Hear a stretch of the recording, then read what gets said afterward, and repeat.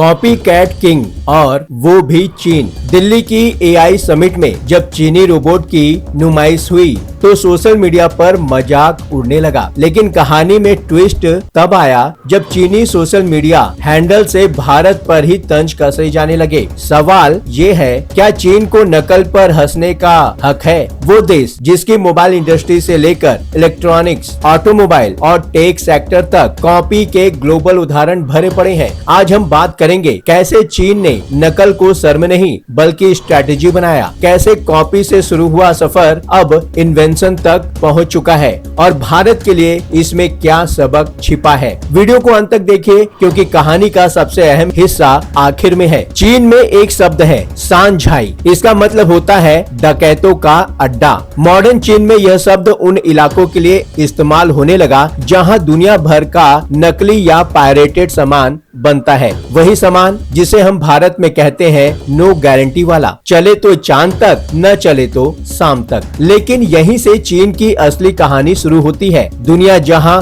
Originality पर जोर देती थी, वहीं चीन ने कहा नो सेम इन कॉपी। पश्चिमी देशों का मंत्र था कुछ नया बनाओ। चीन ने कहा अगर आइडिया हिट है तो उसे दोबारा क्यों बनाना, उठाओ, थोड़ा बदलो और सस्ते में बेच दो। इसे कहा गया फास्ट फॉलोअर स्ट्रेटेजी, कम रिस्क कम लागत ज्यादा मार्केट। चीन की कंपनियों ने वही किया और कमाल ये है कि उन्होंने इसे छुपाया नहीं बल्कि गर्व से अपनाया। 2002 में Siang Kong graduate school of business की स्थापना करने वाले सियांग बिंग को चीन में कॉपी कैट पॉलिसी का पितामह कहा जाता है। उनके छात्र आज अलीबाबा और टिकटॉक जैसी कंपनियों की लीडरशिप में हैं। उनका सीधा सिद्धांत है, आप दौड़ने से पहले चलते हैं, चलने से पहले सहारा लेते हैं, तो ग्रोथ के लिए नकल गलत कैसे? उन्होंने कहा पावर ऑफ रेप्लिकेशन को पहचानिए। जब एप्पल ने आईफोन लॉन्च किया, चीन ने सिर्फ फोन ही नहीं कॉपी किया, स्टोर का डिजाइन, प्रेजेंटेशन स्टाइल, यहाँ तक कि स्टीव जॉब्स की बोलने की शैली भी। स्वामी को चीन का एप्पल कहा जाने लगा। इसके फाउंडर ली जून जीन्स और काली टी शर्ट में स्टेज पर आते थे, लेकिन असली गेम यहाँ था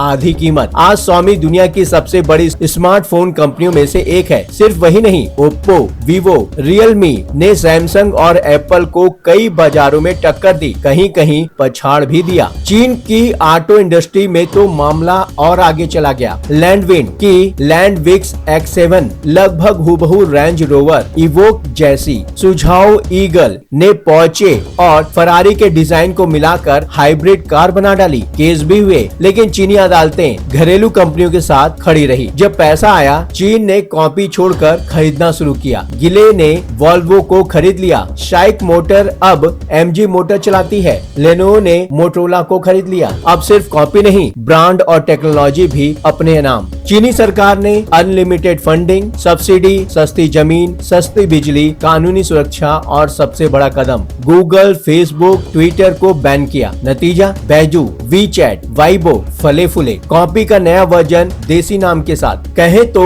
नकल के साथ, नकल से इनोवेशन की ओर। आज चीन दुनिया में सबसे ज्यादा पेटेंट फाइल करता है, 3 सेक्टर में अरबों डॉलर, AI, रोबोटिक्स और EV। आज दुनिया की सबसे बड़ी EV कंपनी BYD है। बैटरी टेक्नोलॉजी में अमेरिका, यूरोप पीछे है। चीन का सफर नकल से शुरू हुआ और अब अकल की रेस में आगे है। भारत चीन नहीं हो सकता, न तानाशाही है, न खुलेआम नैतिकता से समझौता। भारतीय सस्ता सामान खरीद सकते हैं, लेकिन दुनिया को नकली सामान बेचने से पहले 10 बार सोचेंगे। प्रधानमंत्री नरेंद्र मोदी मैन्युफैक्चरिंग पर जोर दे रहे हैं, लेकिन असली सवाल है, क्या भारत इंस्पायर होकर वैल्यू एडिशन कर सकता है? दुनिया की बेहतरीन टेक्नोलॉजी से सीखे, लेकिन उसमें कुछ ऐसा जोड़ दे जिसे हम गर्व से अपना कह सके। क्योंकि कॉपी से शुरुआत हो सकती है, लेकिन पहचान सिर्फ इनोवेशन से बनती है। इस विषय में आप क्या कहना चाहते हैं? जो भी कहना है आप कमेंट के माध्यम से हमें बता सकते हैं। लगातार खबरों के लिए बने रहिए न्यूज़ किक के साथ।